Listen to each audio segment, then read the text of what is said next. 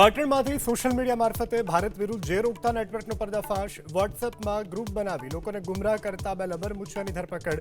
અન્ય શખ્સોની શોધખોળ શરૂ.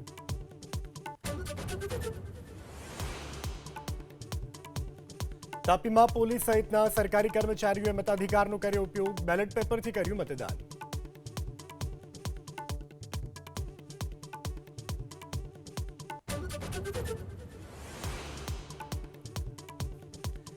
નાના સમાજમાંથી આવતા હોવાથી ભાજપે ષડયંત્ર કરી અને અમને બદનામ કર્યા. રાજકોટમાં ભાજપમાંથી કોંગ્રેસ પક્ષ પલટો કરેલા વોર્ડ નંબર 6ના ઉમેદવાર દેવાબેન જાદવાના ભાજપ સામે આરોપ.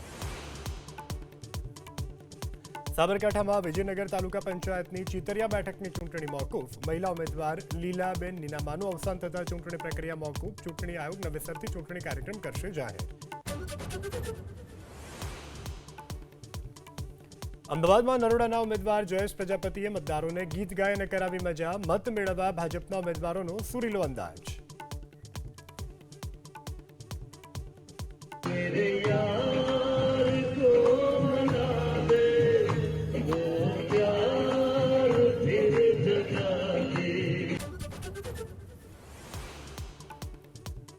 સ્થાનિક સ્વરાજ્યની ચૂંટણીને લઈ અને ડાંગની મહારાષ્ટ્ર સાથે જોડાયેલી 3 સરહદો ઉપર પોલીસની બાજ નજર. વધારાની ચેકપોસ્ટ ઊભી કરી 24 કલાક સઘન ચેકિંગ. શંકાસ્પદ હલચલ નજર.